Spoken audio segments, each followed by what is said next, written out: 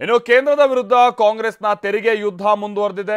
ಪ್ರಧಾನಿ ಮೋದಿ ಮಾತಿಗೆ ಸಿದ್ದರಾಮಯ್ಯ ಖಡಕ್ ಕೌಂಟರ್ ಅನ್ನ ಕೊಡ್ತಿದ್ದಾರೆ. ಗುಜರಾತ್ ಸಿಎಂ ಆಗಿದ್ದಾಗ ಮೋದಿ ಮಾಡಿದಂತ ಟ್ವೀಟ್ ಹಾಗೆ ನೀಡಿದಂತ ಹೇಳಿಕೆಗಳನ್ನ ಹೆಕ್ಕಿ ತೆಗೆದು ಪ್ರಧಾನಿಗೆ 2 ನಾಲ್ಗೆ ಇದೆಯಾ ಅಂತ ಸರಣಿ ಪ್ರಶ್ನೆಗಳನ್ನ ಕೇಳಿದ್ದಾರೆ. ಪ್ರಧಾನಿ ನರೇಂದ್ರ ಮೋದಿಗೆ 2 ನಾಲಿಗೆ ಇದೆಯಾ? ಸಾಮಾಜಿಕ ಜಾಲತಾಣದಲ್ಲಿ ಸಿಎಂ ಸಿದ್ದರಾಮಯ್ಯ ಪ್ರಶ್ನೆ. ಕೇಂದ್ರದ ವಿರುದ್ಧ ರಾಜ್ಯ ಕಾಂಗ್ರೆಸ್ ಸರ್ಕಾರದ ತೆರಿಗೆ ಸಮರ ನಿಲ್ಲುವಂತೆ ಕಾಣ್ತಾ ಇಲ್ಲ. ಸಿಎಂ ಸಿದ್ದರಾಮಯ್ಯ ವಾಗ್ದಾಳಿ ಮುಂದುವರೆಸಿದ್ದಾರೆ.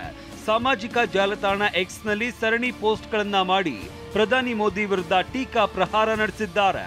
ಪ್ರಧಾನಿ ನರೇಂದ್ರ ಮೋದಿ ಅವರು ಅಧಿವೇಶನದಲ್ಲಿ ಮಾತನಾಡುತ್ತಾ ರಾಜ್ಯ ತನ್ನ ಹಕ್ಕಿನ ಬಗ್ಗೆ ಪ್ರಶ್ನಿಸಿರೋದನ್ನ ದೇಶ ವಿಭಜನೆ ಮಾಡುವ ವಿಷಯ ಅಂತ ವ್ಯಾಖ್ಯಾನಿಸಿದ್ದಾರೆ. ಹಾಗಿದ್ರೆ ನರೇಂದ್ರ ಮೋದಿಗೆ ಸಿಎಂ ಆಗಿದ್ದಾಗ 1 ನಾಲಿಗೆ, ಪಿಎಂ ಆದಾಗ ಇನ್ನೊಂದು ನಾಲಿಗೆನಾ ಅಂತ ಸಿದ್ದರಾಮಯ್ಯ ಪ್ರಶ್ನಿಸಿದ್ದಾರೆ. ಗುಜರಾತ್ ಚೀಫ್ ಮಿನಿಸ್ಟರ್ ಆಗಿರುವಾಗ 1 ನಾಲಿಗೆ, ಈಗ ಪ್ರಧಾನಮಂತ್ರಿಯಾಗಿ ಇನ್ನೊಂದು ನಾಲಿಗೆ.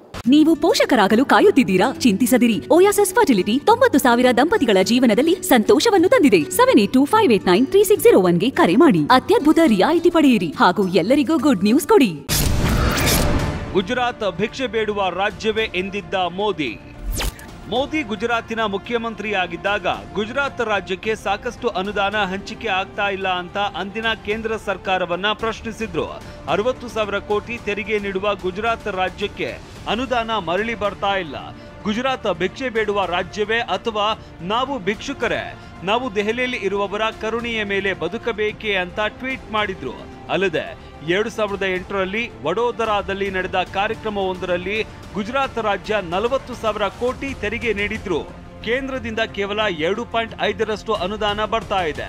ಇಂತಹ ಕನಿಷ್ಠ ಪ್ರಮಾಣದ ಅನುದಾನ ನೀಡುವ ಬದಲು 1 ವರ್ಷಗಳವರೆಗೆ ಗುಜರಾತ್ನಿಂದ ತೆರಿಗೆ ಪಡೆಯೋದನ್ನ ಬಿಟ್ಟುಕೊಡ್ಲಿ ಅಂತ ಹೇಳಿದ್ರು.